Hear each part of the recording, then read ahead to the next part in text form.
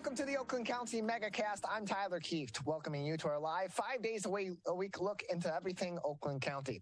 Today, we'll be talking to theater enthusiasts, nonprofit leaders, and more about topics important to people like you right here in Oakland County. Let's get started with today's headlines, making news on our website, civiccentertv.com, on our local news page. Our top story today is an extensive one from the Detroit News' Sarah Rahal and Jennifer Chambers. Two Oxford High School staffers were put on leave after the school shooting. Emails are now showing from the district. Two Oxford High School staffers who met with the suspected teen shooter hours before he allegedly opened fire inside the school, killing 4 students and injuring 7 other people, 6 students and 1 teacher, was placed on paid leave 1 week after the incident, according to emails obtained by the Detroit News. Dean of Students Nicholas Ejak, as well as school counselor Sean Hopkins, were informed in writing by David Pass, Assistant Superintendent of Human Resources at Oxford Community Schools, that each would be placed on paid non-disciplinary administrative leave as of December 7th. School was suspended after the November 30th shooting and restarted on January 10th at the middle school.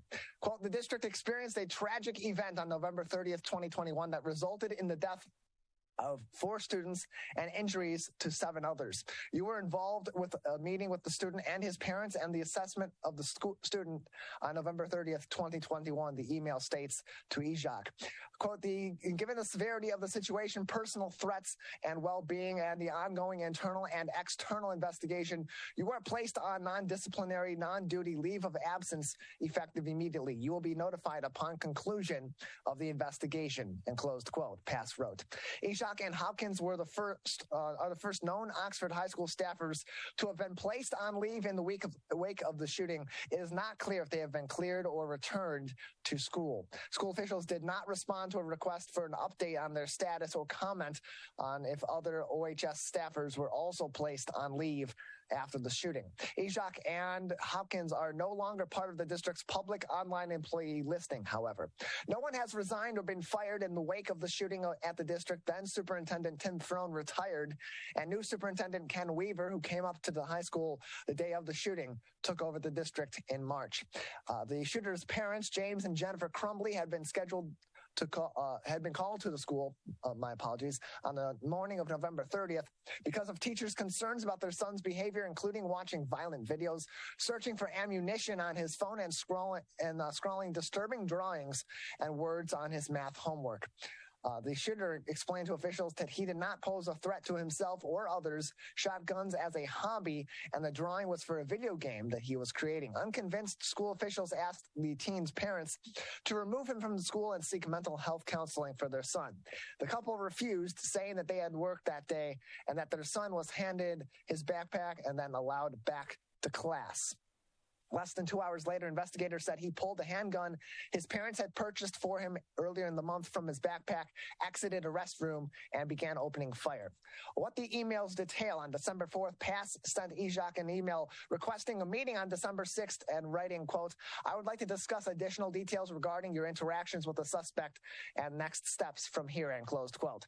Ejak asked Pass on December 6th if he needed representation at the meeting. Pass replied that Jim Gibbons, head of the teachers union, would be present. Quote, this is not a disciplinary meeting. If you want other representation, let me know, but I don't think it's necessary, end closed quote, wrote Pass.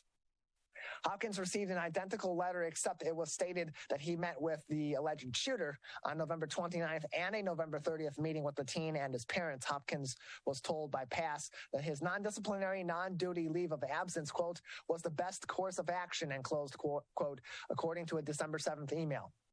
Gibbons, president of the Oxford Education Association, declined to comment on the meeting, saying that it was a personal matter. Attorneys for Ejak and Hopkins did not respond to a request for comment from the Detroit News. A message left with Hopkins was also not returned. Wolfgang Mueller, an attorney who represents the families of 2 Oxford High School victims in separate civil federal lawsuits, said he was unaware of the move by the district to put 2 officials on formal leave. Quote, I don't know if anyone can jump to any conclusions because of that, Mueller said of the decision, continuing on by saying, quote, what I would say is that I haven't heard of that type of move in a school shooting case, but it is typical in police shooting cases where they take an officer off on leave pending an investigation, end closed quote. What the counselor said in court. Hopkins testified at a February 24th court hearing for the parents of the alleged shooter, saying that the hours before the shooting, a quote-unquote sad child, in this case the alleged shooter, had confided that his family dog had died. He'd lost a grandparent, his friends moved away, and the COVID-19 pandemic had, quote, been tough for him, end closed quote. Hopkins testified that he called the alleged shooter down to the office to talk about the distressing drawing. The counselor said that the alleged shooter first said he was drawing a video game, but Hopkins pressed him over a phrase also scribbled on the paper that said, quote, "My life is useless," end closed quote. Quote, "I wanted to ask, what does this mean? This does not sound like a video game," end close quote, he asked the alleged shooter. Continuing on, Hopkins then said, quote, "His demeanor then changed. He became sad. He started to pause more in his speech," end closed quote. Hopkins testified that he called the parents to the school on November 30th. When they arrived, they, quote, "weren't friendly or showing care," end closed quote. Before the parents arrived, Hopkins said that he tried to engage the alleged shooter, inquiring about his plans after high school. The alleged shooter told him, quote, "I know this looks bad, but I'm not going to do anything," end closed quote, Hopkins testified. The school counselor stressed that to the court that he had, quote, "determined there was enough suicidal ideation that I called his home," end closed quote, but he did not believe the teen was, quote, "actively suicidal," end closed quote, nor did he believe that the alleged shooter was a threat to anyone else. Hopkins noted that the alleged shooter was one of 400 students in his caseload spanning 3 grades. That is just part of that entire article from Sarah Rahal and Jennifer Chambers at the Detroit News. That full article is linked on our website, civiccentertv.com, on our local news page. Also making headlines there from the Oakland Press's Stephen Fry, a tornado has been confirmed to have touched down Monday night during storms in Genesee and Oakland County. Weather officials confirmed that on Tuesday afternoon that a weak tornado formed and moved across an area near Lake Fenton late on Monday night. The National Weather Service reported an EF0 tornado had formed at 11:33 p.m. about 3 miles north of Lake Fenton in Genesee County. The tornado lasted 9 minutes, moving more than 7 miles into northern Oakland County, the National Weather Service report has said. Its maximum wind speed was 65 miles per hour, just reaching the level of a tornado on the Fujita scale. No injuries were reported and only minor damage was found in affected areas. The storms that moved across the state Monday lit up the night sky with continuous lightning flashes in northern Oakland County and in Genesee County after 11 p.m. Then, as conditions for a tornado formed, emergency sirens sounded across Oakland County due to there being potential for touchdown in northern Oakland County. The tornado warning issued expired at midnight as the storms continued eastward into Lapeer County. The tornado ended at 11:42 p.m. about 3 miles northeast of Holly in Oakland County. The maximum width of the tornado, as it was measured, was 40 yards. The Weather Service did report some damage found along the path of the tornado. The tornado formed over or along the shoreline of eastern Lake Fenton and then moved east-southeast for 7.5 miles, according to their report. Quote, "The first indication of damage occurred on Pine Street near Lake Fenton, where large limbs fell on a home, which took out a second-story dormer and a portion of the roof," end closed quote, said the National Weather Service in their report. It continued on by saying, quote, "Tree damage was sparse and sporadic along the path, mainly consisting of tree limbs and leaves down." Quote, "The peak damage was observed in the backyard of a home on Addis Road in Holly. About a dozen trees suffered significant damage. The home also lost a few vinyl siding panels, and a pergola was damaged as well. A barn further down the road lost some of its metal roofing. In addition to the other damage," and closed quotes. The NWS reported that this was a preliminary report and could be amended as more data is reported. Both EF0 and EF1 tornado categories are considered weak. The EF0 has wind speeds between 65 and 85 miles per hour. The EF1 between 86 and 110 miles per hour. The EF2 and EF3 tornadoes are considered strong, with EF2 111 to 135 miles per hour, and EF3 between 136 and 165 miles per hour. The next two categories are considered violent tornadoes, those being EF4 at 166 to 200 miles per hour, and EF5 with wind speeds in excess of 200 miles per hour. The Monday night storms were not nearly as serious as the storms that led to tornadoes in both Oakland and Macomb counties in July of last year, impacting White Lake Township and Armada, damaging homes and knocking down trees. On July 24th, 2021, at 7:54 p.m., one of a series of tornadoes in the region formed in White Lake with 100-mile-per-hour winds and categorized as an EF1 tornado. That lasted just 3 minutes and moved 1.8 miles, but had a width of 400 yards as opposed to 40 in the case of the tornado earlier this week. At that same time in Armada, another EF1 tornado formed, moving 3.6 miles with a width of 700 yards and with wind speeds of 105 miles per hour lasting 14 minutes. Again, another EF1 tornado. Finally, making headlines on our website on civiccentertv.com on our local news page from Todd Spangler at the Detroit Free Press, the University of Michigan's Michael Barr has been confirmed as the Federal Reserve's top bank supervisor.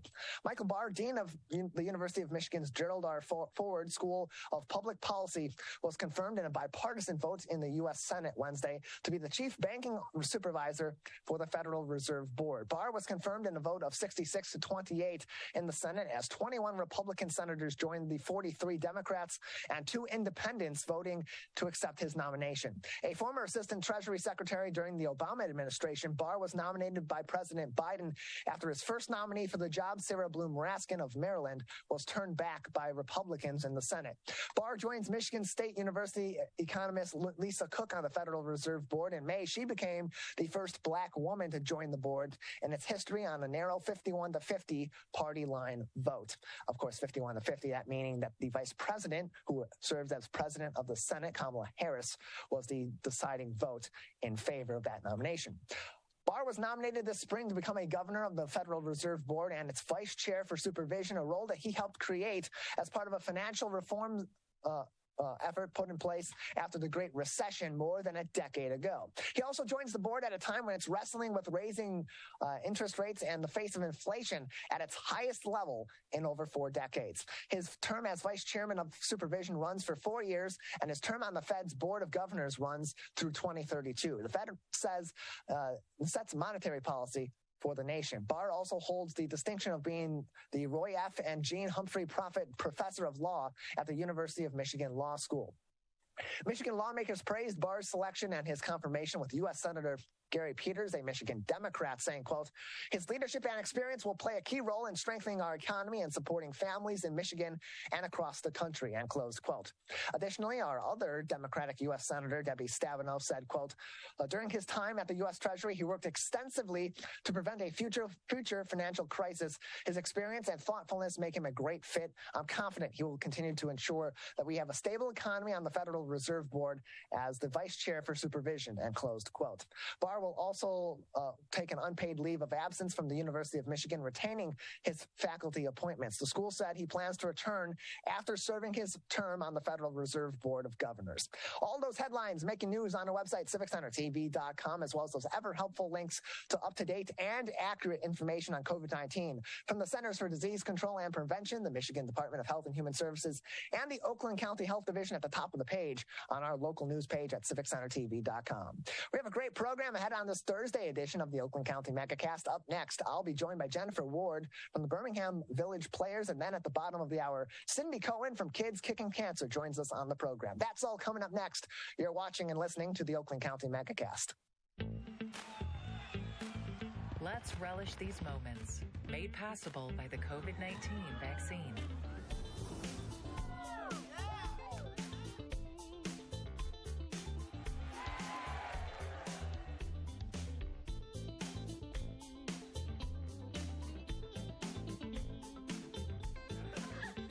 Keep the festivals going by keeping yourself protected and your COVID-19 vaccines up to date. Now that the vaccine is available for children 5 and up, why do you recommend it? Kids are part of the community and they can spread COVID. We're seeing both healthy children getting sick from the virus as well as children with underlying health conditions. They can easily bring the virus home to other people that are vulnerable and make them sick as well. This vaccine can change that and keep children safe. It's essential that your children get vaccinated to protect them, to protect your families, and to protect those in the community around you. Let's savor these moments, made possible by the COVID-19 vaccine.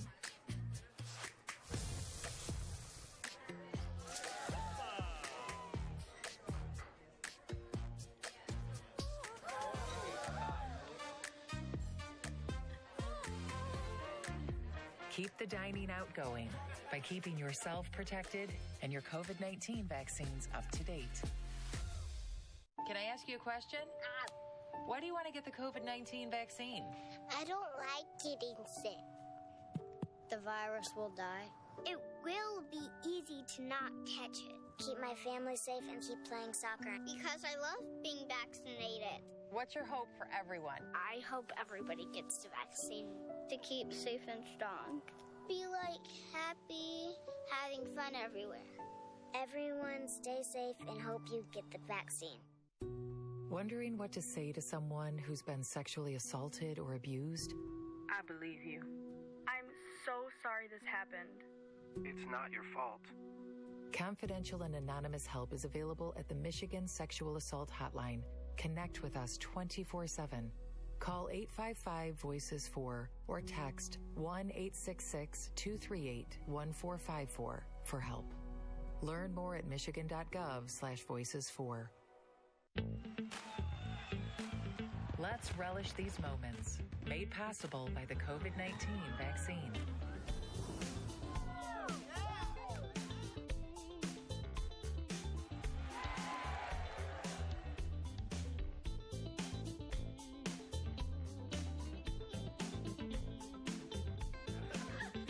Keep the festivals going by keeping yourself protected and your COVID-19 vaccines up to date. Now that the vaccine is available for children 5 and up, why do you recommend it? Kids are part of the community and they can spread COVID. We're seeing both healthy children getting sick from the virus as well as children with underlying health conditions. They can easily bring the virus home to other people that are vulnerable and make them sick as well. This vaccine can change that and keep children safe. It's essential that your children get vaccinated to protect them, to protect your families, and to protect those in the community around you.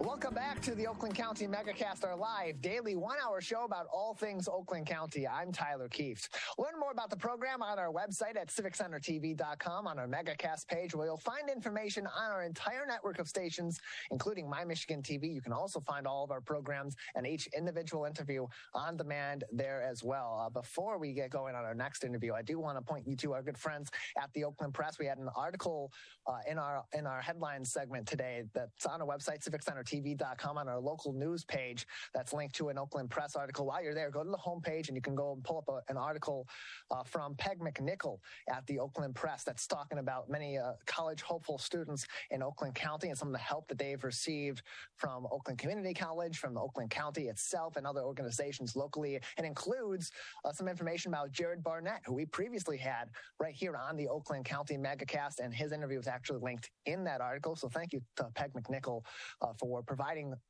our interview with Jared Barnett as supporting information and really a great story at theoaklandpress.com.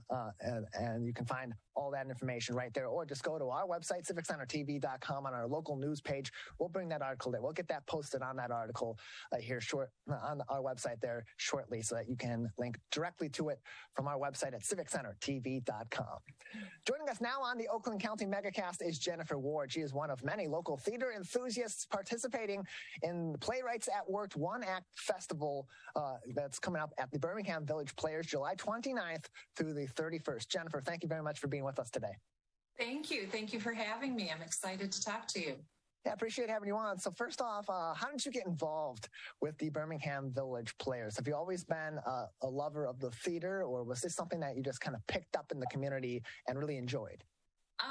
It actually theater came to me later in life, when my children were in high school and became involved in theater. And long story short, I fell in love with it, was on stage, been behind stage, and I went back to school to get a theater degree. But when my kids were in high school, I got involved with my daughter in community theater. And in the area, community theater in this area, at least, is a very small world. We know each other. We know other theaters. We see each other. We communicate. And I saw an audition at Birmingham Players. My first experience with this particular festival was in a show written by Myron Stein, who was one of our original members of this Playwrights at Work group. And it was perfect for me because there were no lines. It was all lines. So that was several years ago. And I've directed a couple of them. And then I went away from community theater for a while because I went back and got my theater degree. And I've been doing high school theater. I do an after-school program in Clarkston. And during the pandemic, I was kind of looking for something to use my playwriting skills that I learned at OU. And one of my friends, who's also involved in this, said, "Hey, I really like this play that you wrote, and why don't you come and join our group?" So I'm back in it. I'm back in the community theater world, and happy. So Jennifer, you are serving as the festival producer of this year's One Act Festival, having gone back to school to study theater and had that really turn into what was originally a kind of a family hobby and something that your kids were interested in to being a full-on passion of yours. Now that you're back with the Birmingham Village Players and you've been back with them after getting your degree in theater, how does that change the experience for you, maybe even enhanced the experience of working in a community theater with other enthusiasts and lovers of entertainment in the local area? Well, and I think that you nailed it. It's these people don't do it because they have to. They do it because they want to, because they enjoy it. They enjoy the process, whether it's on stage, behind stage, or writing for the stage, or all of the above, because many of us are multi-talented. But I think I have a better appreciation for it, having done it more, I don't know, professionally. Yeah, I would say I'm a theater professional because I work with high school students.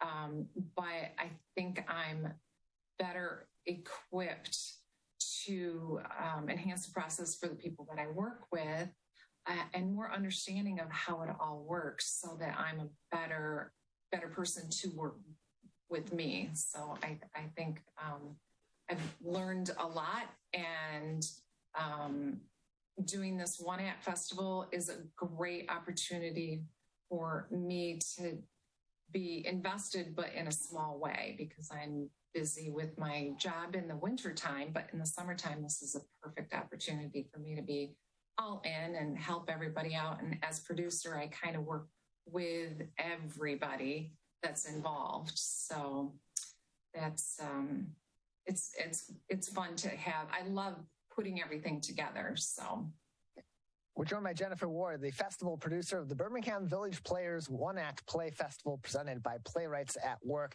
You can find more information on the festival by visiting their website at birminghamvillageplayers.com. You click on the Playwrights at Work link at the top of their page, and it'll take you the information on the One Act Festival, July 29th, 30th, and 31st. The 29th and the 30th, the shows are at 8 p.m.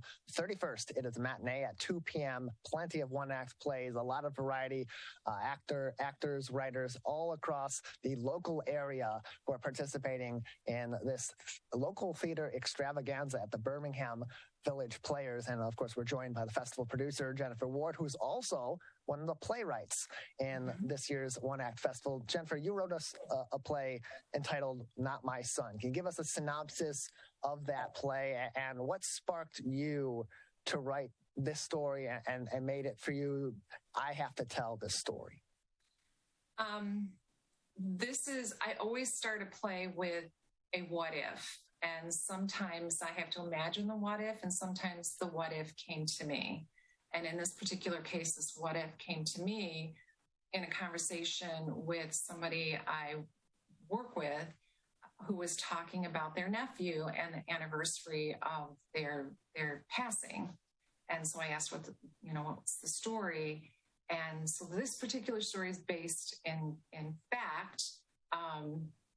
And as Mark Twain says, fiction has to make sense. So my story varies a lot, actually, from the original story. But a young man was murdered in Royal Oak, and his mother got wind of it. He was estranged from the family, and he was kind of couch surfing in the area. But she went to the hospital, and when she got to the hospital, she found that there were other mothers there that all thought it was their son. So my story is about 3 women, because for one act, you want to limit it. I'm not sure how many women there were there at the original story, but I have 3 women of disparate social economic class. So this play could be done by 3 women of any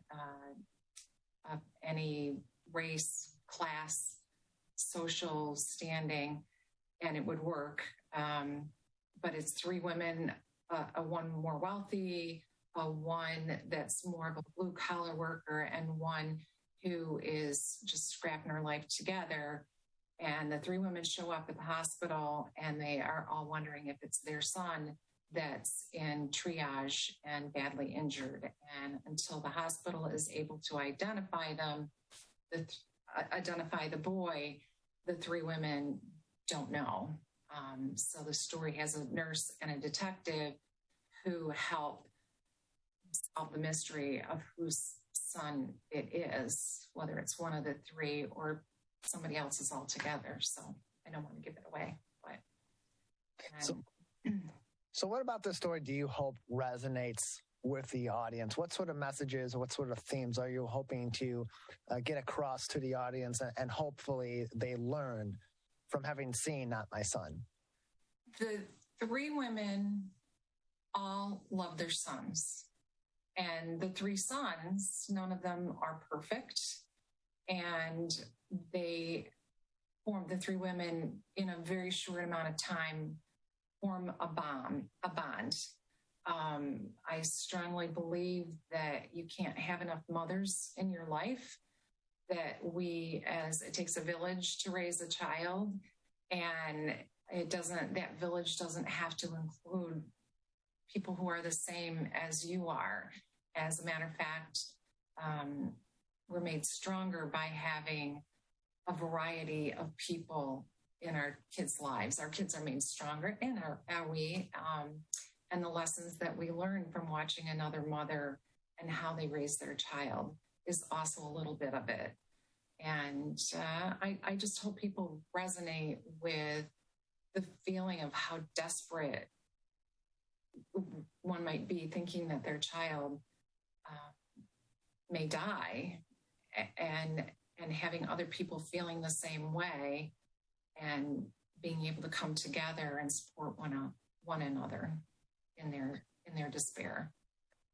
You being a mother yourself, Jennifer, how did that factor into your writing style and your writing approach as you're developing these characters? And on top of that, developing these characters in a very traumatic and a very dramatic story that is taking place in just one act. It's 30 minutes or so in length. That's a very short amount of time when it comes to the theater. So what about your motherhood factored into your writing style and the character development in Not My Son? Sure. Well, I do. I have a son and a daughter, and I just couldn't imagine when they're sick, when they're hurt, when they're physically hurt or emotionally hurt.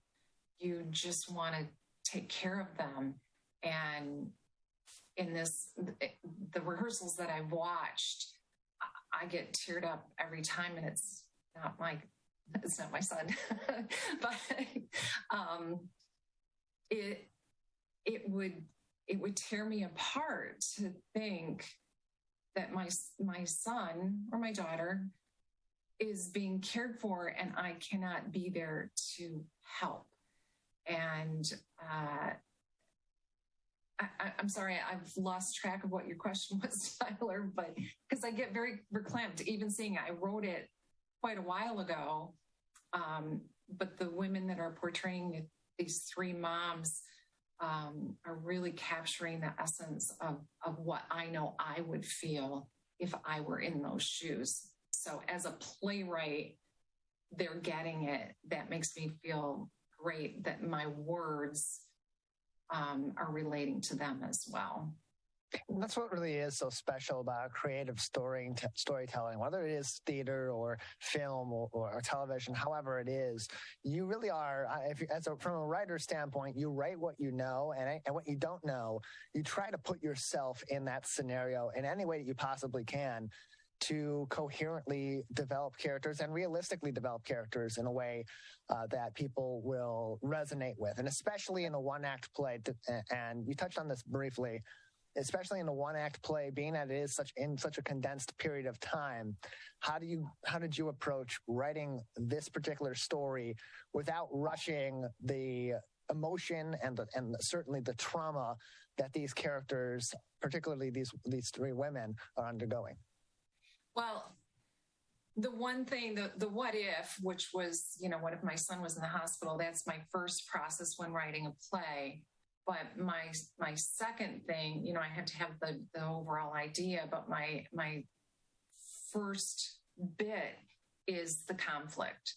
So right away, we need to know that something bad has happened. So the nurse and the first mother are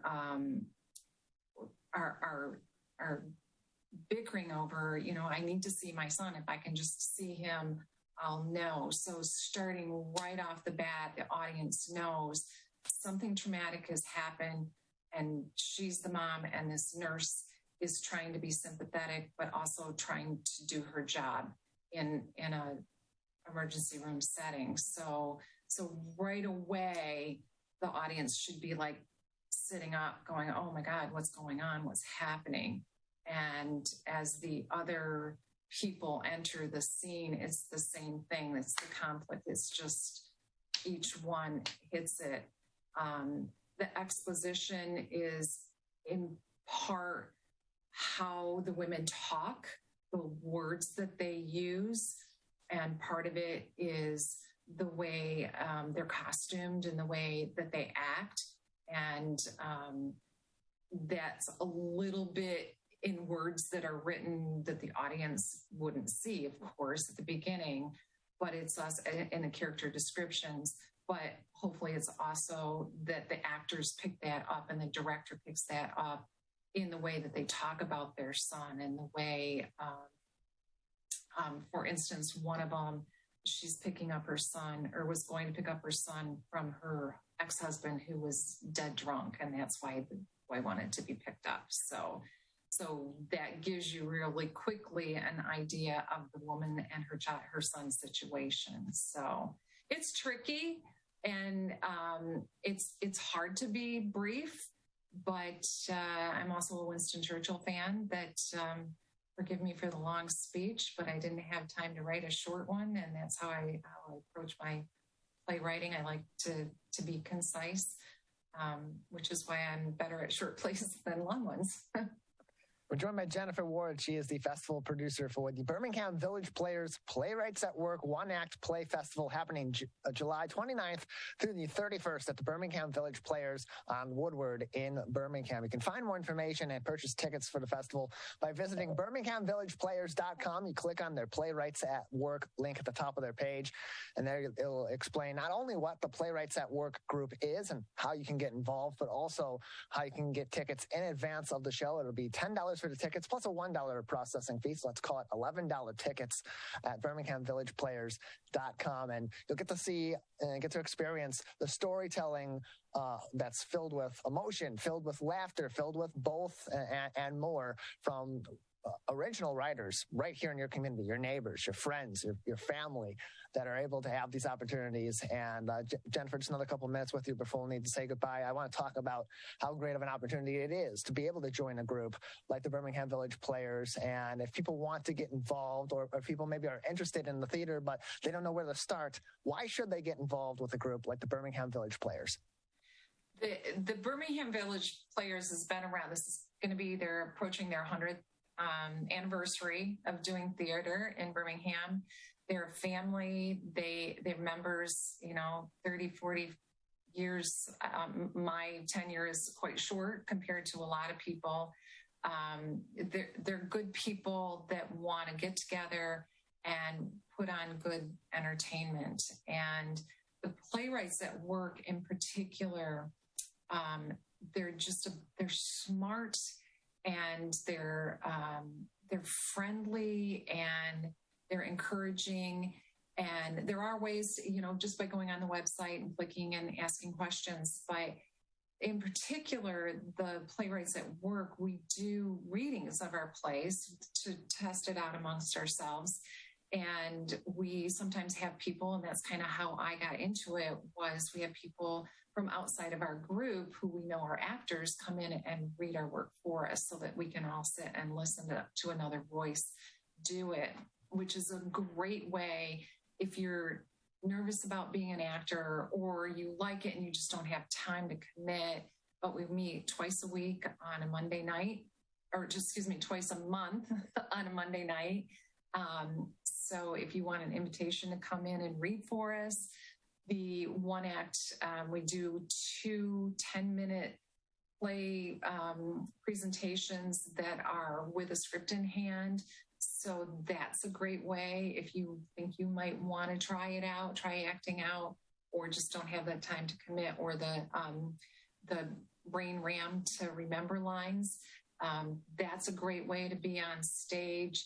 And there's a myriad of ways to be involved, everything from ushering to stage managing and playwriting. So there's 100 different ways to be involved, something for everybody.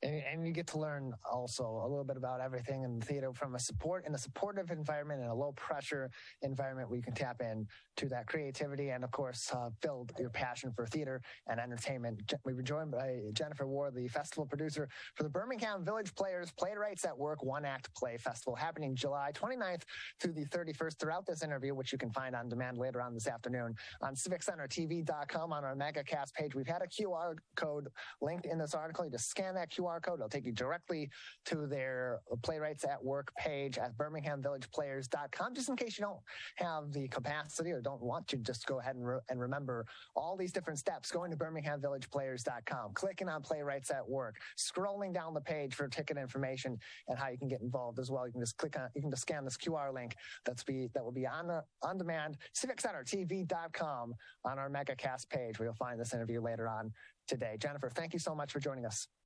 Thank you for having me. Appreciate having you on again, July 29th and 30th, 8 p.m. at the Birmingham Village Players on Woodward in Birmingham. July 31st, their matinee is at 2 o'clock. All these one-act plays back to back to back and so on. More information, BirminghamVillagePlayers.com. Let's take a short break on the Oakland County Megacast. When we return, we'll be joined by Cindy Cohen from Kids Kicking Cancer. This is the Oakland County Megacast.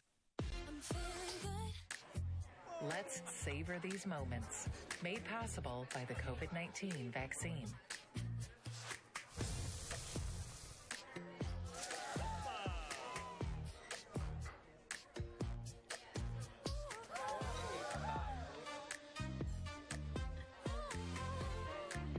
Keep the dining out going by keeping yourself protected and your COVID-19 vaccines up to date.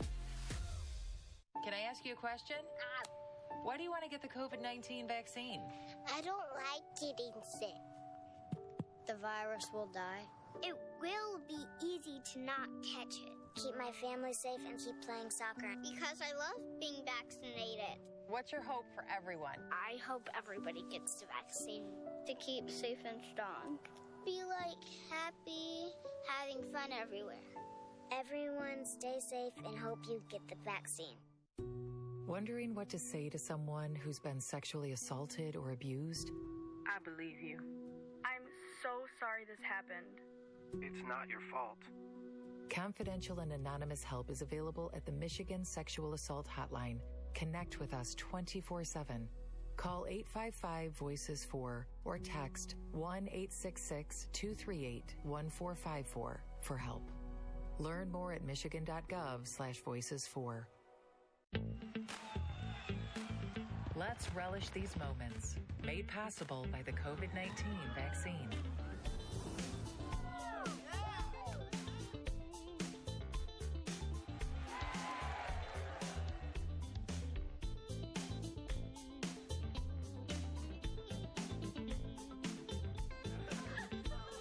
the festivals going by keeping yourself protected and your COVID-19 vaccines up to date. Now that the vaccine is available for children 5 and up, why do you recommend it? Kids are part of the community and they can spread COVID. We're seeing both healthy children getting sick from the virus as well as children with underlying health conditions. They can easily bring the virus home to other people that are vulnerable and make them sick as well. This vaccine can change that and keep children safe. It's essential that your children get vaccinated to protect them, to protect your families, and to protect those in the community around you.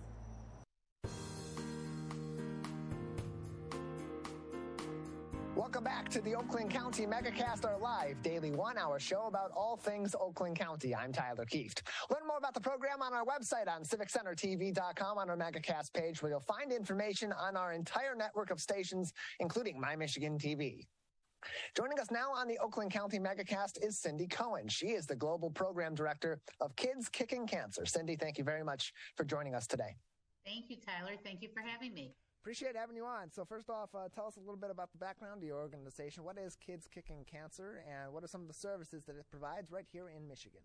Sure, absolutely. So our organization, Kids Kicking Cancer, and our Hero Circle was founded right here in Metro Detroit in 1999. And it was founded with taking therapeutic martial arts and utilizing with children that were diagnosed with cancer. And our founder, Rabbi Elimelech Goldberg, really discovered the connection that children have, that mind-body connection, using the martial arts to empower and to heal and to really help them as a coping mechanism through their treatments. So we began with a pilot program at Children's Hospital of Michigan in 1999 with 10 kids, and we are now expanded throughout Michigan, the U.S., and throughout countries across the globe. We're joined by Cindy Cohen, the Global Program Director of Kids Kicking Cancer, a shared Detroit-supported charity and nonprofit, joining us on the Michigan Megacast. And so the entire basis of this program is based in martial arts therapy, as it's called on your website. So where did the decision come to have martial arts be the vehicle for this kind of therapy for children? Sure. Our founder, Rabbi Goldberg, was also a black belt in martial arts. And he was the one that first discovered, in utilizing the techniques of martial arts, he was able to really reach kids, and the kids were able to really connect with the idea of that martial arts power. So the idea of taking martial arts and turning it around from a contact sport to a therapeutic modality where kids are able to empower themselves, breathe in light, blow out darkness. They're able to defeat whatever challenges come to them. So they're not fighting other people. There's no body-body contact, no sparring. They're fighting whatever those challenges externally are for them. So maybe it's cancer, maybe it's their sibling, and maybe it's the sibling's cancer. Maybe it is, as our program grew and has included many other illnesses. We have kids with sickle cell and hemophilia and GI issues, organ transplants, pain, chronic pain issues. So our Hero Circle classes incorporate all of those. So the idea of utilizing the therapeutic martial arts skills to overcome the challenges in their lives. The kids are learning punches, kicks, blocks. They're really taking in those mind-body breathing techniques to overcome and to be able to help themselves cope through whatever, whether it be painful procedures or scary times or just uncertainty in what's happening around them. The martial arts has been a vehicle to really help empower and heal kids. We're joined by Cindy Cohen, the Global Program Director at Kids Kicking Cancer, one of hundreds of charities and nonprofits supported on the Shared Detroit platform. You can find them in a couple of different places. Find them on shareddetroit.org for more information. That's shareddetroit.org. You go to their website, and there you will be able to navigate through their Find a Nonprofit, to search Kids Kicking Cancer, and you'll find their website, you'll find more information, you'll find some wish lists as well to help them in many different ways. And so, Cindy, can you tell us about the Heroes Circle program? It's one of many programs offered by Kids Kicking Cancer. Can you tell us about what this specific program does for these kids that are involved? Sure. So through our Hero Circle program, our kids are able to take the therapeutic martial arts and, as I talked about, empower themselves and overcome whatever challenges are going on in their lives. But through as our kids become more empowered, they also become teachers.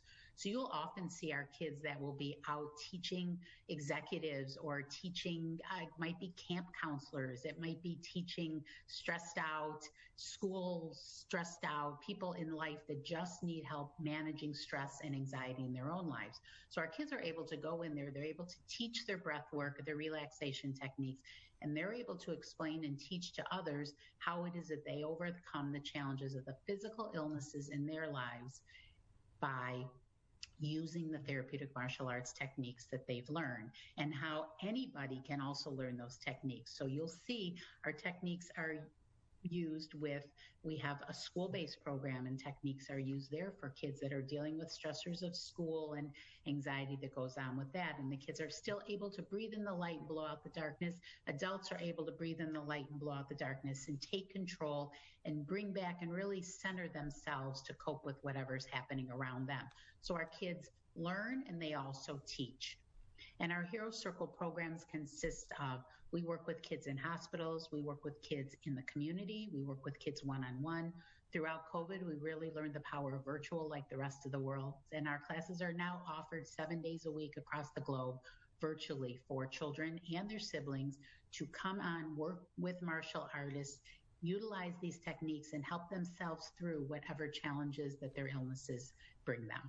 More information can be found on kidskickingcancer.org. That's kidskickingcancer.org, or on sharedetroit.org, where you can also learn more about 298 other charities and nonprofits in the Metro Detroit area served on the Share Detroit platform. Kids Kicking Cancer can be found again, kidskickingcancer.org. And as you said, your services are provided all over the world through Kids Kicking Cancer. But locally in the state of Michigan, what hospital systems or hospitals specifically does your program visit to interact with these kids and get them into the Kids Kicking Cancer program? Sure. That's a great question, Tyler. So we are in Children's Hospital of Michigan. Our martial artists are actually now back in the hospitals. We were on hiatus for the 2 years of COVID, but we have martial artists there now seeing kids in clinics and in the hospital rooms, working in partnership with the social work and child life staff to decide which kids would most be able to be helped by our program. So we're at Children's Hospital of Michigan. We work with kids at Beaumont Children's Hospital. We work with kids at Mott Children's Hospital, work with kids at St. John Hospital. We work with kids partnering through other organizations such as Gilda's Club, Cancer Support Community.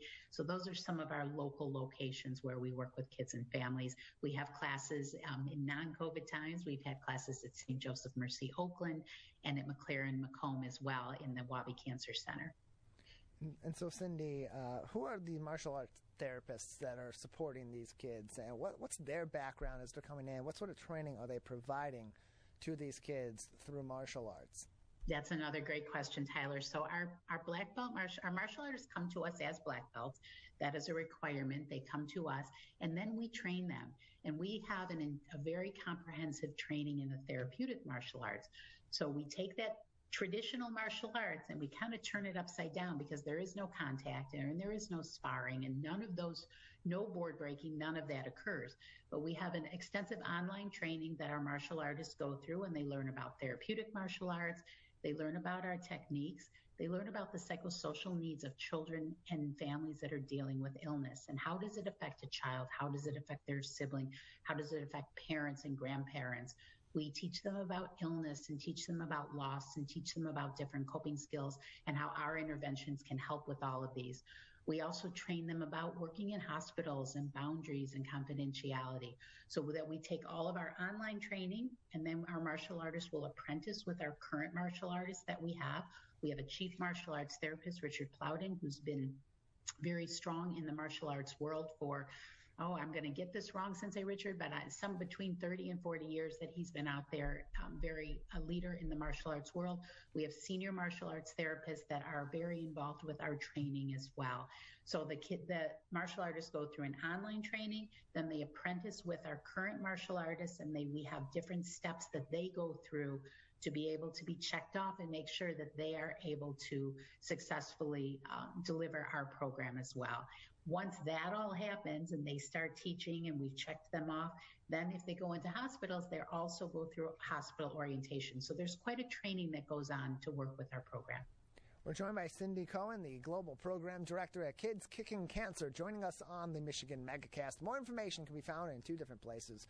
On sharedetroit.org, where they're one of 299 charities and nonprofits supported on the Share Detroit platform. Go to their Find a Nonprofit section and search for Kids Kicking Cancer, or go directly to their website at kidskickingcancer.org. That's kidskickingcancer.org. And Sydney, as kids are in the hospital, certainly certain hospital systems, the children's hospitals, where Kids Kicking Cancer is heavily involved, it's easy for them to go around and get kids into the program or bring kids into the program. But for others, how do they get involved in Kids Kicking Cancer if they're interested, or if their child is, for instance, maybe in a hospital system that's not directly involved in the program?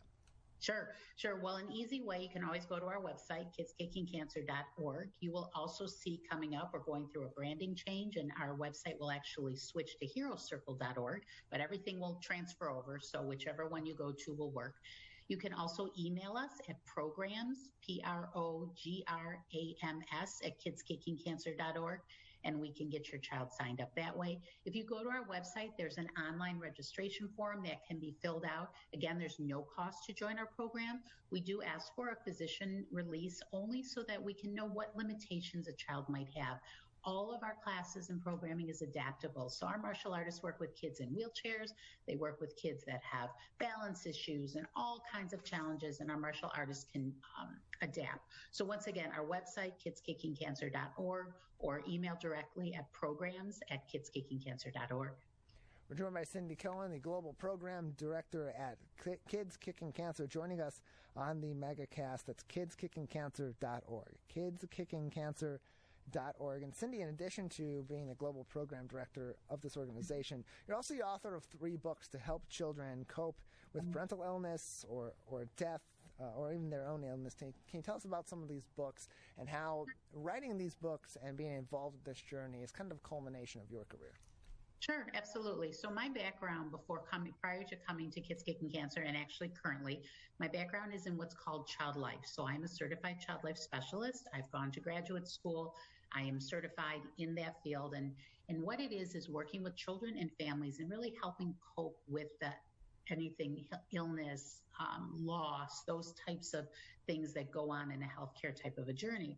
And throughout that time, I saw a need for books on the subject of helping a child when a parent was diagnosed with cancer. So we have a book called My Mommy's Cancer, and then another one, My Daddy's Cancer, to help a child, to help them go through what are the things that a child feels, how can, as parents, as caregivers, as teachers, as people in the child's life that are concerned, how can they help them? So those 2 books are related to that subject, helping prepare a child, helping a child go through and really come out, and ideally come out on the other side, still being strong and having those coping mechanisms and such. And then another book, a 3rd book, My Daddy's Cancer, and that's related to grief and loss and the idea of a child that goes through the process of losing a parent. Though the book is really able to be used, as I've been told, the book has been selling for 20 plus years. And as I've been told, the book is used for really a loss in any form throughout a family, and really going through those concepts and helping the child to understand what are the things they might feel, what are the ways that we can help, and helping to normalize things, helping to give kids the tools that they need, that they can cope, and that they can become and continue on a healthy journey, and ways to communicate with their parents or their teachers or their grandparents or again, concerned loved ones in their lives. Keeping that dialogue and that communication open is so important. Cindy, thank you so much for joining us. Appreciate you joining us on the program. More information you can find by searching Kids Kicking Cancer. It is a organization founded in Michigan, but it is a worldwide organization doing great work, and we appreciate Cindy for joining us. We're going to take a break. On the other side, we'll come back. We'll kick off the Michigan Megacast with visual artist Daniel Cascardo. That's coming up next. This is the Michigan Megacast. Let's relish these moments, made possible by the COVID-19 vaccine.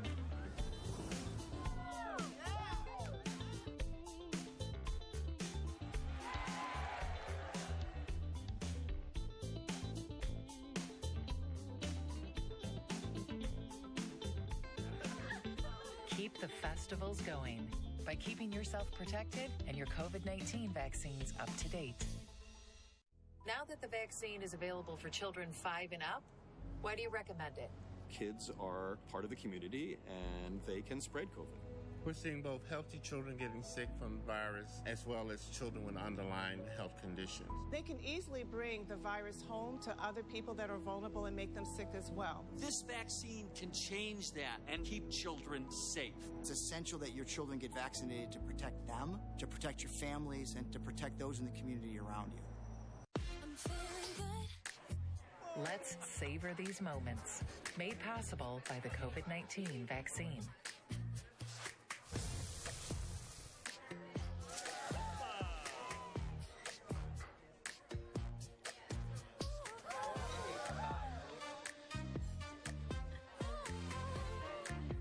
Keep the dining out going by keeping yourself protected and your COVID-19 vaccines up to date. Can I ask you a question? Why do you want to get the COVID-19 vaccine? I don't like getting sick. The virus will die. It will be easy to not catch it. Keep my family safe and keep playing soccer because I love being vaccinated. What's your hope for everyone? I hope everybody gets the vaccine to keep safe and strong. Be like happy, having fun everywhere. Everyone stay safe and hope you get the vaccine. Wondering what to say to someone who's been sexually assaulted or abused? I believe you. I'm so sorry this happened. It's not your fault. Confidential and anonymous help is available at the Michigan Sexual Assault Hotline. Connect with us 24/7. Call 855-VOICES-4 or text 1-866-238-1454 for help. Learn more at michigan.gov/voices4.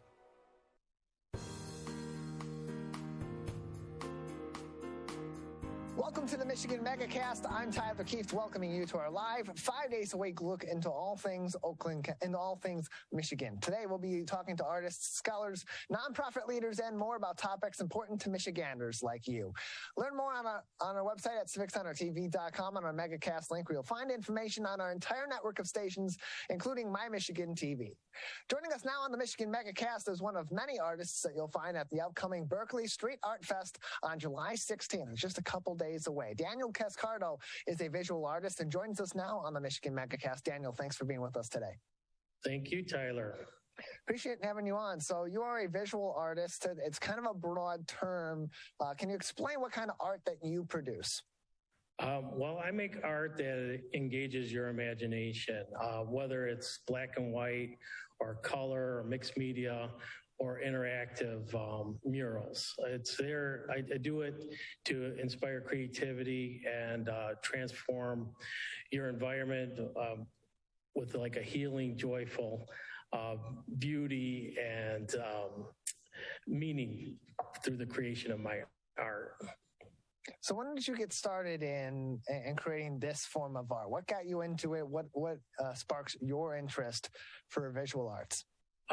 Well, I've been practicing artist for over 30 years, and it was an innate thing for me as a child. I always liked to draw and doodle and create things. So it just, through the years, I've expanded on my creative voice. And over the last 20 years or so, I've been doing these interactive murals, which has helped engage my audience in my art making process. And I call it the art action experience. And so can you elaborate more on the art action experience and what you put in to create that experience in each of your pieces for a variety of different visions and a variety of different levels of creativity? Sure. Well, basically it starts off with working with a group, whether it's a few people to 1,000 people. I worked at Art Prize last few years, and literally 1,000 people have contributed to the pieces that I have created. So I create a black and white line painting with variety of themes. Sometimes it's environment, sometimes it's diversity or peace, or whatever the organization I'm working with is promoting. It could be a nonprofit. I've worked with cancer, lupus, and survivors of suicide, many different organizations. So I create a black and white line painting, and once that is created, I invite people to add colors, patterns, and shapes to my design, so they become part of the process, my art making process.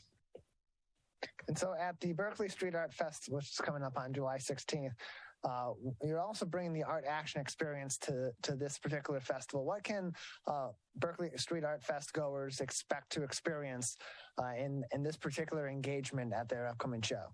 Okay, well, yeah, with me, they're going to have a brand new piece of artwork, black and white artwork, that they're going to be invited to add colors, patterns, and shapes to the design. They'll also see some of the finished pieces that I've done to see what they turn out after finish. I do edit them at my studio, which means basically tightening them up, going over the black line again, adding some shading and color, or wherever, just making it more coherent, and the result is like a professional piece of artwork that's ready to be hung. We're joined by Daniel Cascardo. He is an artist that you will find at this year's Berkeley Street Art Fest, July 16th in Berkeley. And you can find more information on everything happening at the Berkeley Street Art Fest at berkeleystreetartfest.com, berkeleystreetartfest.com. Festival hours 11 a.m.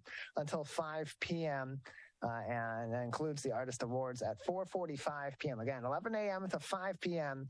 July 16th in Berkeley is the Berkeley Street Art Fest, presented by MSU Federal Credit Union and brought to you by the Berkeley Area Chamber of Commerce. Daniel Cascardo, a visual artist who will be participating in this year's Berkeley Street Art Fest, joins us on the Michigan Megacast. So as you're creating these pieces, you're trying, as you said earlier, to elicit a creative response from the audience, from whoever is consuming your work, is viewing your painting. So as you're approaching creating a piece, knowing that there are so many different forms of creativity, everybody has a different eye, they have different vision, they're going to see things differently than somebody else. How do you keep that in mind, or how do you approach your art and creating something that's creative and a little bit abstract, while also trying to get different reactions out of so many people? The whole process is kind of a leap of faith.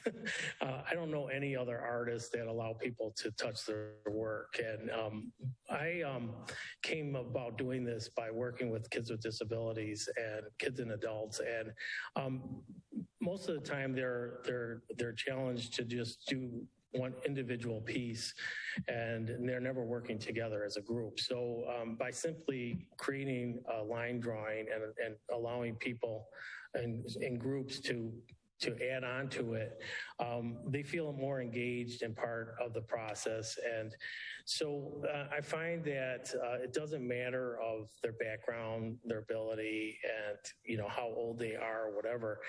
It works, and I'm there to direct them, kind of like a conductor in an orchestra, so that it doesn't become black or brown, muddy. But I do inspire them to add whatever they feel. I don't want them to put any words in the piece, because then it becomes like very everybody's names on the piece, and they all want to put their names on. But I do say the sun doesn't have to be yellow. You can make it whatever you want, purple, polka dotted, and so they find an area, they choose a color that they like, and I tell them to get rid of all the white. So the simple ones just fill in the color, and people that have a little bit more creativity and ambition, they'll add some design to the area. So in the piece behind me, you can see there's patterns and shapes and different colors going on. So it's amazing how working with a group, they kind of work together. There's no inhibition, and it's got a deeper level than just a piece of artwork. So I've worked with people from all walks of life and abilities, and to see them work side by side, it's pretty awesome. And especially nowadays with all the controversies and everything, unity is a great thing. So this is a great way to bridge that gap. What sort of satisfaction do you get, Daniel, out of that interactive experience? Because not only are these art lovers and these art show goers able to interact with your art and put their own creative stamp on it and work with you in collaboration, but you also get to interact with them and experience firsthand their creative process in interacting with your art. That has to be a special experience for someone who's an artist like yourself. Yeah, absolutely. I get so much from the engagement with the people, from the little kids who are just so spontaneous and creative, and then the adults, mostly the guys that say that I can't even draw a stick figure, and I say, well, can you sign your name? Can you fill in a circle with color? And once they get in it, and they do it, I can't pull them away. They find it very therapeutic. And just like a giant coloring book, and I tell them that I do have final edits, so don't be worried if there's something that's not working. But it's great to hear the response, and a lot of adults say, oh, they haven't picked up a paintbrush in so many years, and the kids just love having the opportunity to participate in something like this together with other people, because they can do their own individual piece, but to do this, it's kind of a special thing for them and for me to see them do it.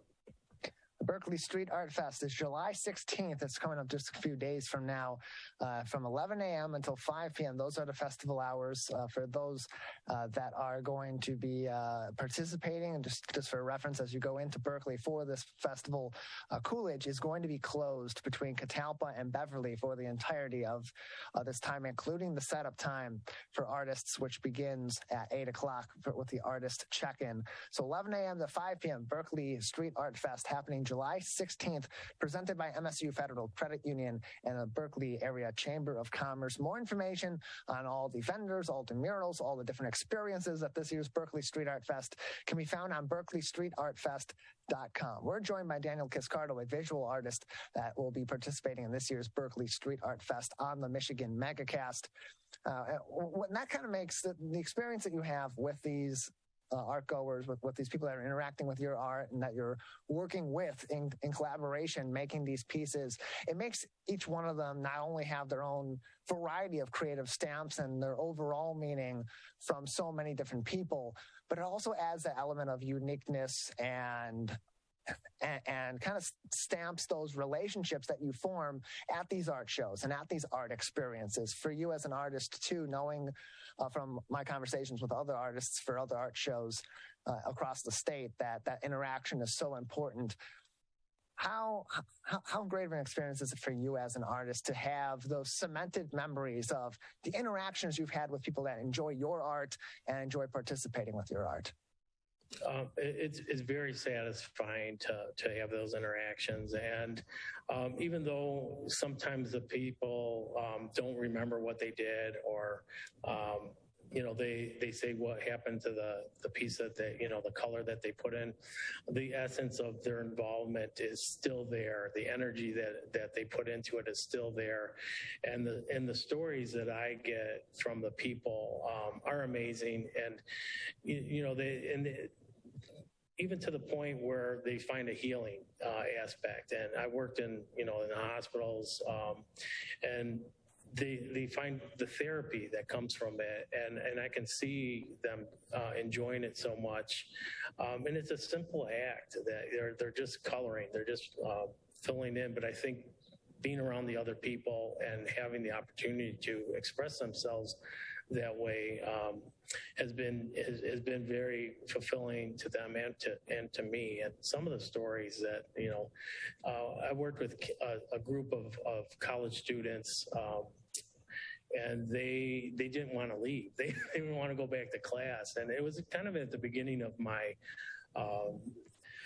practice of doing interactive work. And I was telling my wife that, I can't do this. It's so much energy, and, the pay is not there as an artist. It's just very difficult.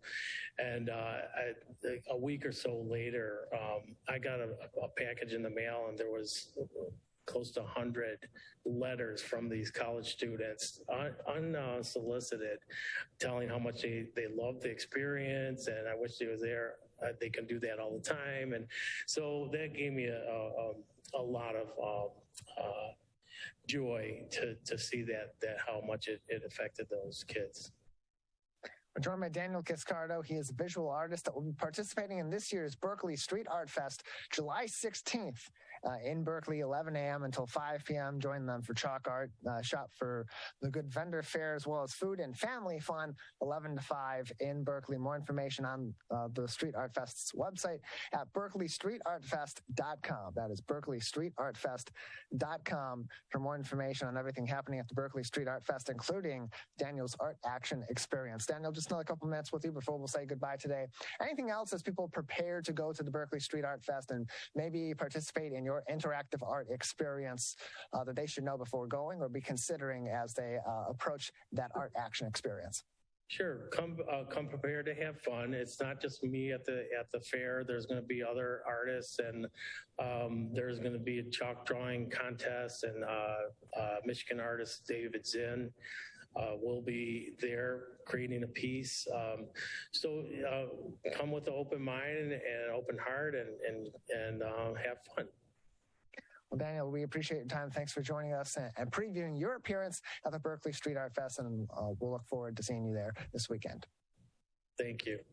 July 16th, 11 a.m. until 5 p.m. More information, berkeleystreetartfest.com. berkeleystreetartfest.com for more information.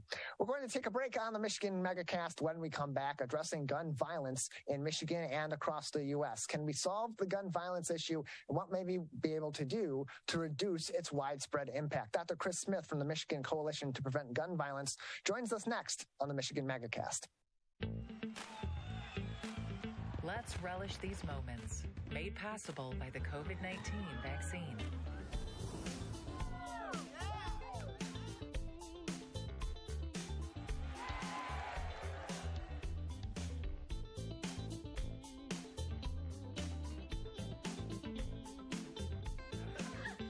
Keep the festivals going by keeping yourself protected and your COVID-19 vaccines up to date. Now that the vaccine is available for children 5 and up, why do you recommend it? Kids are part of the community, and they can spread COVID. We're seeing both healthy children getting sick from the virus as well as children with underlying health conditions. They can easily bring the virus home to other people that are vulnerable and make them sick as well. This vaccine can change that and keep children safe. It's essential that your children get vaccinated to protect them, to protect your families, and to protect those in the community around you. Let's savor these moments, made possible by the COVID-19 vaccine.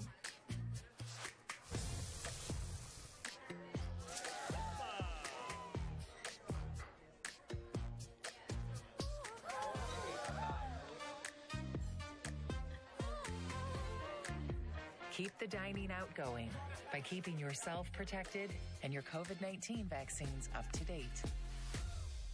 Can I ask you a question? Why do you want to get the COVID-19 vaccine? I don't like getting sick. The virus will die. It will be easy to not catch it. Keep my family safe and keep playing soccer because I love being vaccinated. What's your hope for everyone? I hope everybody gets the vaccine to keep safe and strong. Be happy, having fun everywhere. Everyone stay safe and hope you get the vaccine.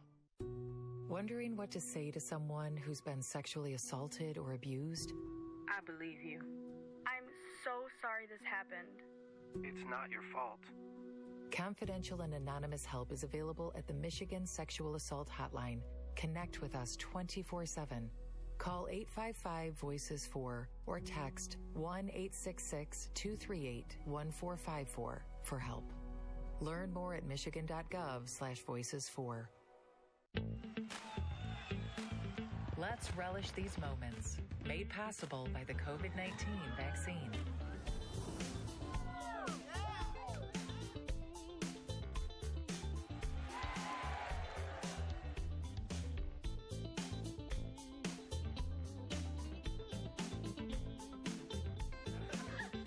Keep the festivals going by keeping yourself protected and your COVID-19 vaccines up to date.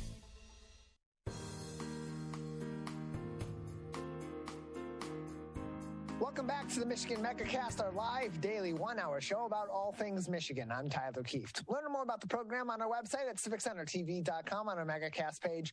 You'll find information on our entire network of stations, including our co-flagship My Michigan TV. More information on My Michigan TV can also be found at mymytv.com, mymytv.com for more info on My Michigan TV, or MyMy as we call it. And find information as well on all the places you can download their free apps for your smartphone and your smart TV. Take My Michigan TV home with you and have Michigan always with you with the My Michigan TV smartphone app. Joining us now on the Michigan Megacast is the chairperson of the Michigan Coalition to Prevent Gun Violence, Dr. Chris Smith. Dr. Smith, appreciate you joining us today. Well, thank you for inviting me. Appreciate having you on, albeit not under great circumstances after the school shooting in Uvalde, Texas, earlier on this week that took the lives of several children, as well as a teacher at the school, and so many others injured in the massacre, once again, at an elementary school. And so I want to start by asking you where your thoughts have gone in the wake of that shooting, especially considering so many years ago in 2012, when there was the shooting at Sandy Hook Elementary School in Newtown, Connecticut. That was a point where so many thought, well, this has to be it. This has to be the thing that causes the spark that causes the change, that causes those conversations to really get serious. And 10 years later, it's not, and we have another incident that is similar in so many ways and different in so many ways, but equally as tragic and sad. So what are your thoughts, or what were your thoughts in the wake of the news from earlier this week, at the time that we're broadcasting this live and recording this, of the shooting in Uvalde, Texas? Well, of course, my first thought was, as you mentioned, how eerily similar this was to the Connecticut shooting in Newtown in 2012. Almost exactly 10 years ago. The Newtown shooting was December 2012, but we're talking about, essentially a full decade and an easy repeat of the same thing. And of course, I'm a parent, I'm a grandparent, as so many people are. You have this empathetic feeling about those families, about what those kids could have contributed to American society, what they could have achieved. Such a tragic waste. And of course, at the same time, because in addition to being the board chairperson of the Michigan Coalition to Prevent Gun Violence, I'm a professor of criminal justice at MSU. So, I've been very involved in studying law and policy related to this issue for over 35 years. And my mind, of course, immediately goes as well to, what could we do? What should we have done to try to lessen the risk of these things occurring? And of course, one of the things that really jumps out in the past couple weeks is you have two 18-year-olds. If we bring in the Buffalo shooting, which is very fresh in mind, the Buffalo grocery store, you have two 18-year-olds who could easily purchase weapons of war when they are not legally permitted to purchase a beer. And that ought to spark some serious thought about whether, and I don't view it as whether, about the fact that weapons are too easily available in the United States, including without sort of safeguards and mechanisms to slow down the process for people who are intent on misusing them as quickly as they can acquire them. So, Dr. Smith, those who call themselves Second Amendment advocates, those who are advocating for so-called gun rights, in the wake of these tragedies, are arguing for those that are calling for changes and are calling out these politicians in particular that are supporting expansion of Second Amendment rights or no further restrictions or safeguards, so to speak, put in place to prevent or attempt to prevent these kinds of tragedies from happening. They're imploring we shouldn't politicize this issue. But politics goes back to the root word of policy. Policies are put in place for the betterment of society, for the public health, for the safety and the welfare of the general public of the U.S., citizens, visitors, no matter who or whom is in U.S. territory. And so as someone that does study this issue and does study policy impacts on issues such as gun violence, what are some of the steps that can be taken from leaders, both statewide and certainly federally, in order to prevent tragedies like this, especially given the information that we do know over the past several weeks on many of these shooters, both in Uvalde, Texas, in Buffalo, New York, and beyond? Well, sadly, of course, this has become an ideological issue for many people. And we need to look for ways to step back from ideology, both in having an understanding of the legal meaning of the Second Amendment. I've taught about the Second Amendment for over 35 years. I'm a lawyer and I have a PhD as a social scientist. And also think about the extent to which research might let us reduce these kinds of risks. But unfortunately, there are many people whose view of the Second Amendment is what they wish the Second Amendment would mean, not what the Supreme Court has said it means. As we stand here today, the legal meaning of the Second Amendment from the Supreme Court's decision in District of Columbia versus Heller in 2008 gives law-abiding adults the right to keep a handgun in their homes for self-protection. That is the Second Amendment right. Now, we all expect the Supreme Court's going to expand it to some opportunity to carry weapons. They're considering a case from New York right now. But there's never been a decision that says you have a right to purchase a military-style rifle, or you have a right to purchase a large-capacity magazine. There's some lower court judges doing those things, but not the Supreme Court. So this is really about the opportunity for legislators to make some decisions, as we do with other constitutional amendments, to find a balance between protecting the Second Amendment. It's part of the Constitution. I support the Second Amendment as it's defined, but also taking measures to protect people. And that really has to do with thinking about what are the weapons that are available to the public, what's the capacity of ammunition magazines, what are the ages, and, for some purchases, not these, the gaps in the background check system. 22% of purchases are private purchases that don't go through background checks.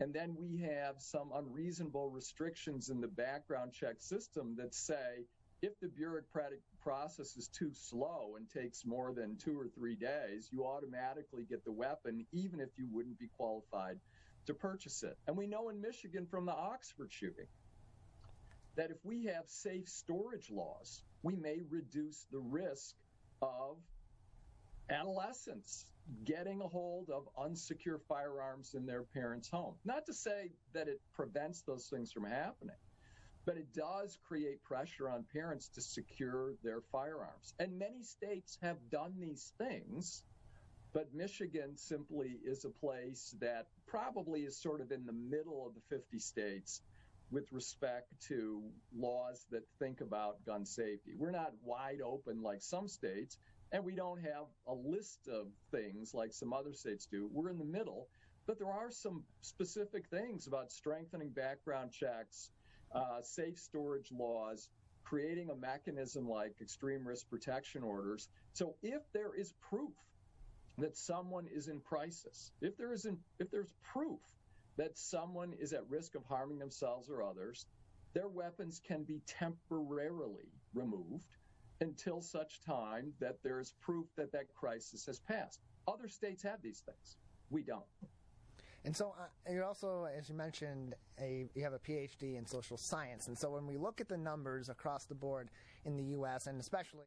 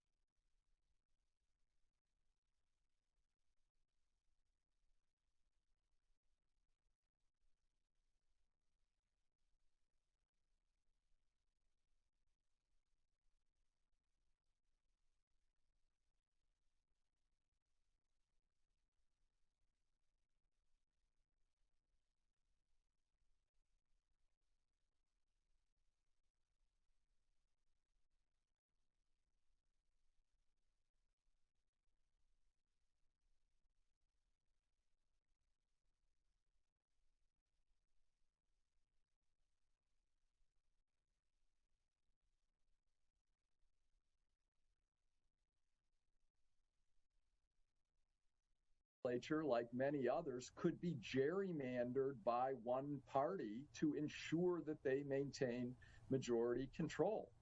We have a system that lets people become president when they don't get the majority of votes in the country. We have a system where we have a Senate that has a filibuster rule, so you need 60 votes to get anything passed, even if you have majority support. We have a Senate in which the state of Wyoming, that has about 600,000 people, has the same representation of the state of California with 32 million people. These are profoundly undemocratic things, which were mechanisms of convenience in the 18th century to get states to agree to become a country. But they are defeating our efforts today to say, let's get the policies that the public supports. We're joined by Dr. Chris Smith, the board chairperson of the Michigan Coalition to Prevent Gun Violence, joining us on the Michigan Megacast. More information can be found at Michigan Coalition to Prevent Gun Violence.org. That's Michigan Coalition to Prevent Gun Violence.org for more information as well as resources to learn more about these issues and begin some of your own research on these so you can form more informed opinions about gun rights, about gun safety, about potential legislation, and upcoming events from the Michigan Coalition to Prevent Gun Violence. And so the NRA always is a factor, National Rifle Association, in these conversations on gun violence, on gun laws, on changing the status quo of policy on guns in the United States. And particularly because they are such a large funder of so many candidates, particularly those who are politically aligned conservative, except when it comes to gun laws, where they tend to be quite liberal. But interestingly enough, despite how much funding they are throwing at these candidates and these agreements they're throwing at these candidates, the NRA's filed for bankruptcy recently. How do they still wield so much power? Despite that being the case, you would think as they're having those financial issues, their power would diminish because you can't fund campaigns, you can't help fund campaigns, which, as you mentioned, another one of those things that's inherently undemocratic is campaign finance, a whole different issue. You would think they can't finance these campaigns, their power would be significantly less. Well, the NRA, starting back in the 1970s, became a very different organization. They went from an organization in the post-Civil War era that was seeking to help people, enjoy sport shooting and be, better at target shooting and competitions and gun safety. And in the 1970s, they were sort of taken over by a faction that was very committed to a particular vision of the Second Amendment and maximizing gun sales. The NRA is very heavily supported by gun manufacturers who seek to maximize gun sales. I mean, that's how corporations work in the United States.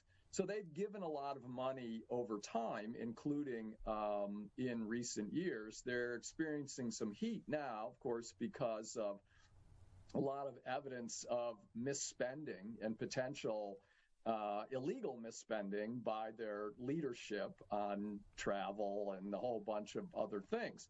But one of the things the NRA has done in the past 40 years is they've cultivated intense support from a grassroots segment of the American population that is ready to be highly, highly mobilized at the thought of anything that goes against their wide open view of the Second Amendment. So even if the NRA as an organization diminishes in its ability to run its PACs, they have a very highly developed, loyal group that as individuals will send a lot of money to people related to these things. And don't discount the fact that gun manufacturers can supply funding to other kinds of PACs as well, even if the NRA's capacity is diminished. So it isn't just that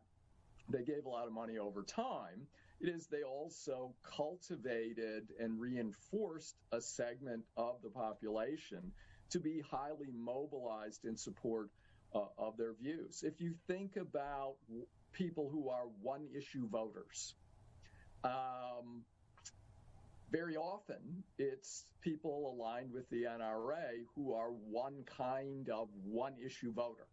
The only thing that matters to them is maximizing the availability of guns because the NRA has told them to be very, very afraid that the government is coming to take all your guns. Hey, there's 400 million guns on the loose in the United States. Nobody could take your guns. And that's why we really ought to step back from that ideology and the cultivation of that fear and say, look at the things we can agree on, background checks, safe storage, right, that are not a threat to you at all. And yet the ideological rigidity and intensity that the NRA has successfully cultivated in a minority of the U.S. population still maintains a kind of influence, especially for politicians who represent areas where that particular segment of the population may be more numerous or more politically influential. On the other side of the argument, Dr. Smith, there are those that say, well, we can put all these safety measures in place, we can put all these precautions in place legally in terms of obtaining a firearm, but there's still going to be people out there that are going to get their weapons illegally if they can't get them through legal processes. So what do you say to that camp and to that argument, as well as answering as well as what can we do to then answer that issue? Because it is a very real possibility that we put all these laws in place, we change all these policies. They do play a significant help in addressing this issue, but does not necessarily solve the issue. I never talk in terms of solutions, not with 400 million guns out there. And there's no reason to talk about the possibility of future problems. We can talk about the inevitability. It's going to happen. No matter what laws you have, we're going to have a problem of gun violence. What we're talking about is reducing risk and harm. So I don't disagree with that sentiment. But on the other hand, I would say murders are inevitable, but we don't say, let's get rid of laws against murder because there will be some murders anyway. We work to reduce risk and harm and save the lives that we can. Dr. Smith, thank you very much for joining us. Thank you. Appreciate it, Dr. Smith. More information can be found on the Michigan Coalition to Prevent Gun Violence's website. That is Michigan Coalition to Prevent Gun Violence.org. Let's take a break. When we come back, we'll be joined by one of over 300 charities and nonprofits supported on the Share Detroit platform. This is the Michigan Megacast. Now that the vaccine is available for children 5 and up, why do you recommend it? Kids are part of the community and they can spread COVID. We're seeing both healthy children getting sick from the virus as well as children with underlying health conditions. They can easily bring the virus home to other people that are vulnerable and make them sick as well. This vaccine can change that and keep children safe. It's essential that your children get vaccinated to protect them, to protect your families, and to protect those in the community around you. Let's savor these moments. Made possible by the COVID-19 vaccine.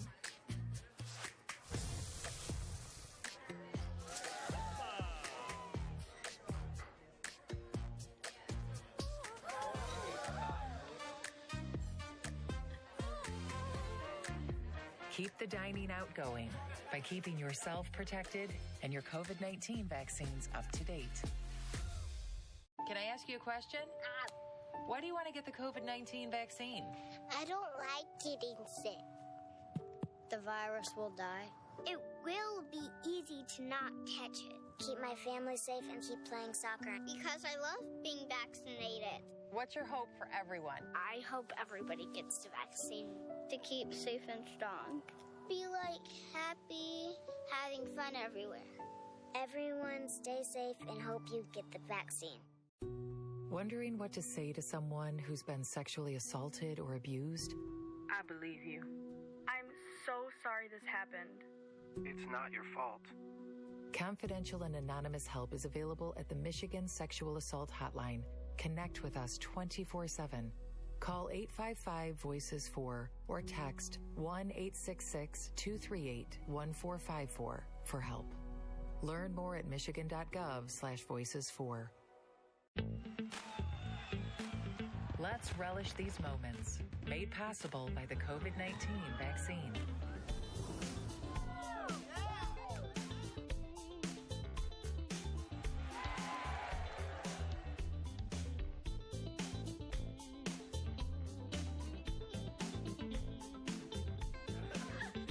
Keep the festivals going by keeping yourself protected and your COVID-19 vaccines up to date. Now that the vaccine is available for children 5 and up, why do you recommend it? Kids are part of the community and they can spread COVID. We're seeing both healthy children getting sick from the virus as well as children with underlying health conditions. They can easily bring the virus home to other people that are vulnerable and make them sick as well. This vaccine can change that and keep children safe. It's essential that your children get vaccinated to protect them, to protect your families, and to protect those in the community around you.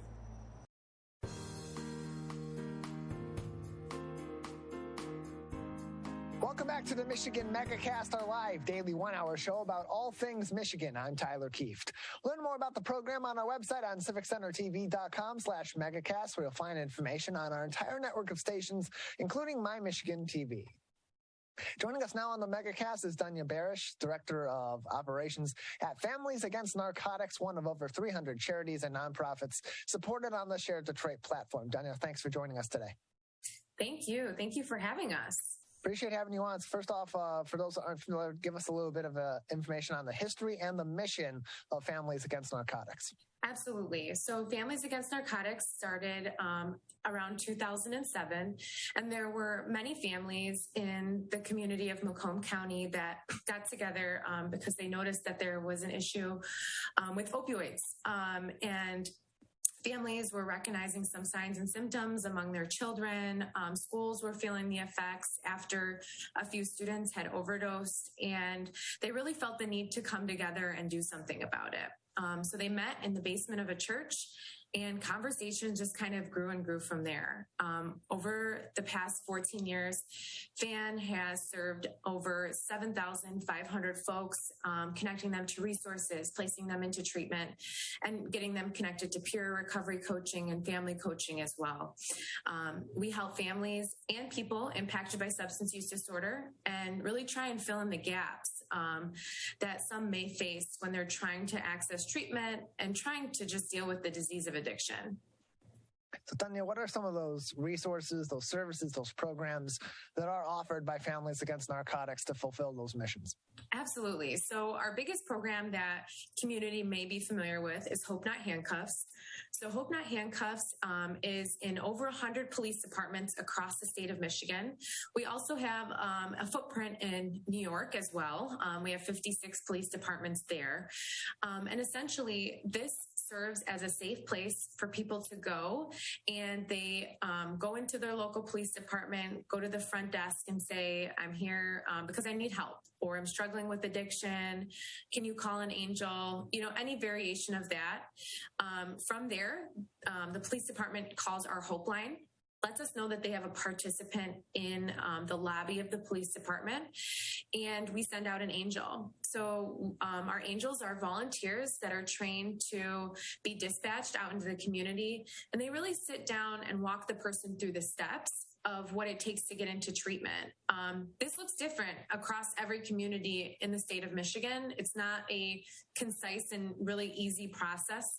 Every community has a different modality of getting people into treatment. And so really taking that community approach and having people who are from the community trained on how to get folks in their community into treatment has been something that's really been very impactful.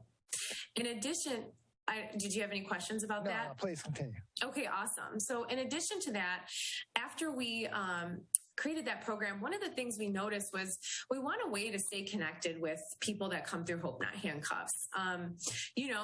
Many times when people are going through treatment, whether it's the first time or the 15th time, it's important to have a continuum of care. So at every visit to a police department, or anytime someone calls the Hope Line to get help getting into treatment, we assign them a peer recovery coach. And the peer recovery coach follows up with them and stays in touch throughout their journey. And it can be, throughout their treatment process, they kind of follow up from there.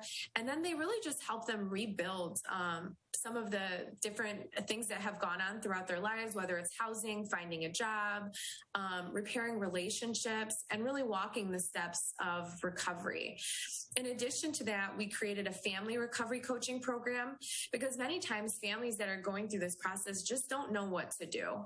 It's a very isolating disease. And so a lot of times it can feel like you're the only one that's going through this, because you might be the only one in your family that's going through this.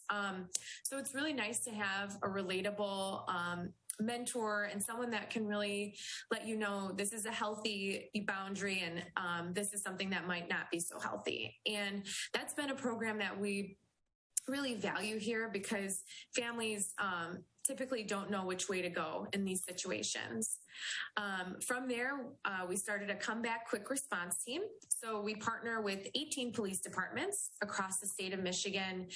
And with the comeback quick response team, the police departments develop a list of folks that have had non-fatal overdoses in the community, and a peer recovery coach and a family coach actually go out with a police officer and do community engagement with those folks and do like a wellness check to see if they would be interested in treatment or in a peer recovery coach, or if their family would like some services if they're not quite ready.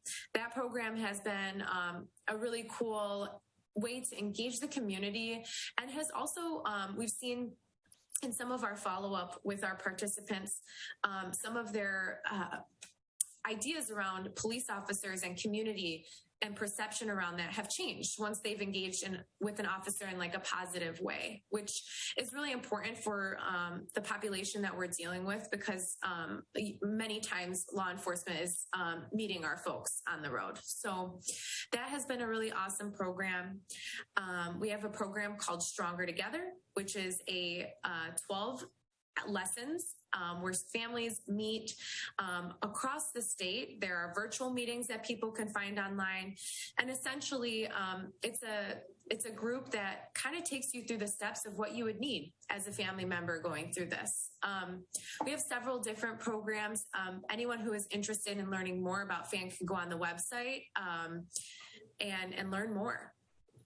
FamiliesAgainstNarcotics.org is the website, FamiliesAgainstNarcotics.org for more information. And Dania, you mentioned the training that's undergone for angels in this program. What sort of training is that if people are interested in joining the organization in that capacity, or B, if someone maybe is in need of some of these services and they want to know, who are some of the kinds of people that are getting involved with them in their recovery process?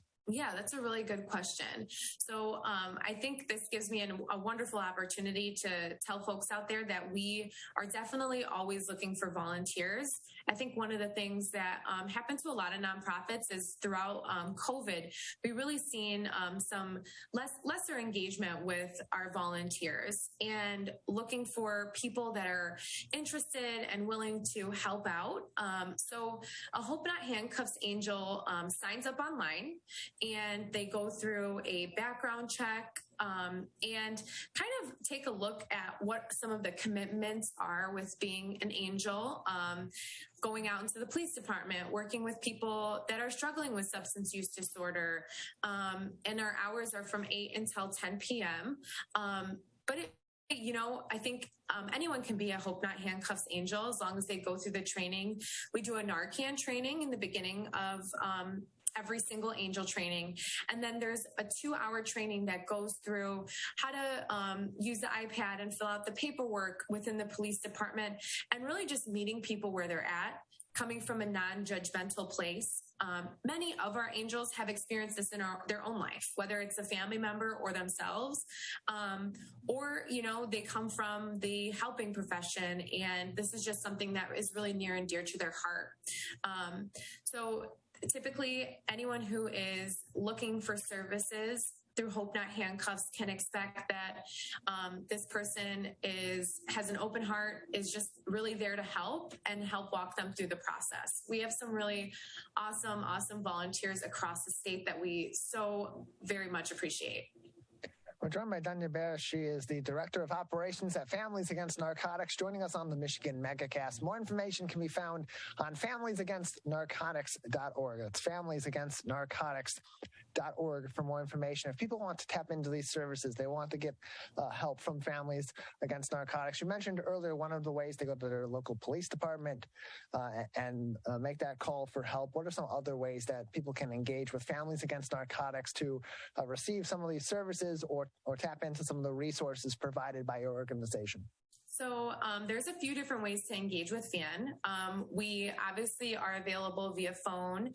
Our phone number is 586-438-8500. We're pretty much available, and you'll get a real person on the phone that will be willing to answer your questions. In addition to that, we can be emailed at fan@familiesagainstnarcotics.org. You can find us online. You can go into a local police department. And in addition to that, I think really another thing is just taking a look at the different programs to really see where would be a good fit for you and your family, and how we could be helpful. Something as simple as just even shooting us an email and kind of letting us know what their situation is.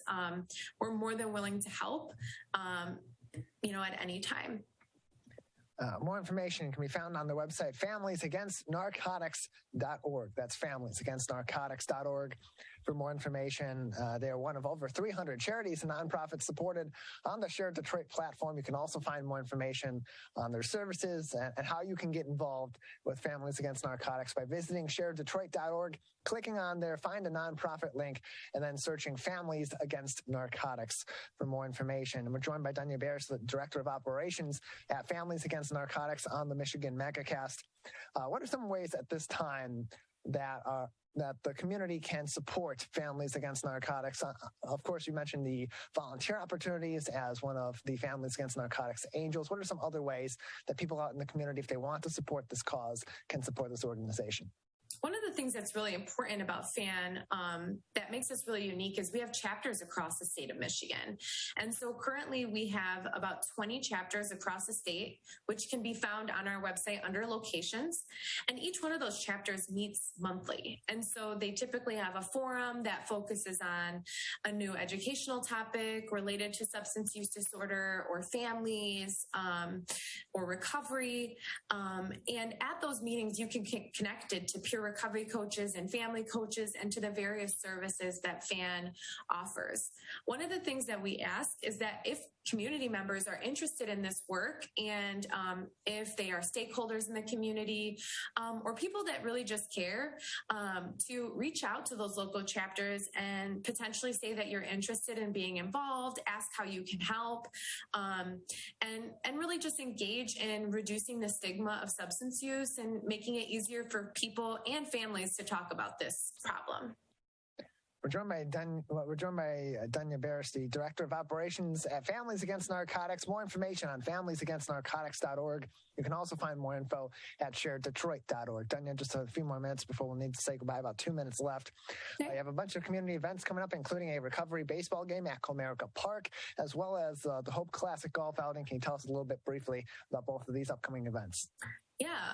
So the Recovery Hope Heroes outing at the Tiger Stadium is really focused on giving people in recovery the opportunity to participate in events that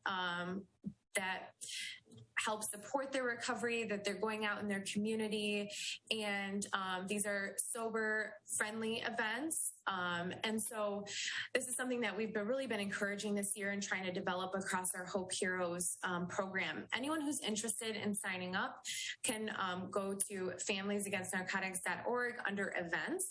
The same thing with our golf outing. Our golf outing is raising funds for our Hope Not Handcuffs program, which we talked a lot about, and it helps people get connected to treatment. Fortunately, our golf outing is sold out for this year, which is awesome, but we could always use sponsorships, or if you have any ideas on how you could support FAN, you can always reach out to me at fan@familiesagainstnarcotics.org. More information can also be found on all these events and other opportunities in the future at familiesagainstnarcotics.org as well as shareddetroit.org. Dunya, thanks for joining us. Thank you so much.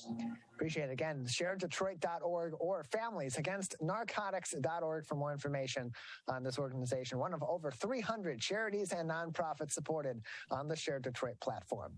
That will do it for this Thursday edition of the Megacast. Both the Oakland County and the Michigan Megacast can be found daily on our family of TV, radio, and other media outlets. Learn more information on civiccentertv.com/Megacast. Of course, the live version of the Oakland County Megacast, Monday through Friday, weekly, 10 a.m. until 12 noon every day, as well as the Michigan Megacast from 11 a.m. until noon, 10 a.m. to 11 for Oakland County, 11 to noon for the Michigan Megacast. You can find all of our programs on demand and each individual interview at civiccentertv.com/Megacast, as well as highlights on My Michigan TV's website at mymytv.com. Big thank you to everyone that joined us on this edition of the Megacast, as well as our very hardworking crew at the office of My Michigan TV, Jared Clark and Calvin Brown, our technical director and our director on this edition of the program. Big thank you as well to our producer, Larry Nyland, the king of television, as we call him here at My, for booking all of our guests and helping them and us be ready for informative conversations on a number of topics each and every day. That is going to do it for today's edition of the Megacast. We'll return tomorrow with a new edition of the Oakland County and the Michigan Megacasts.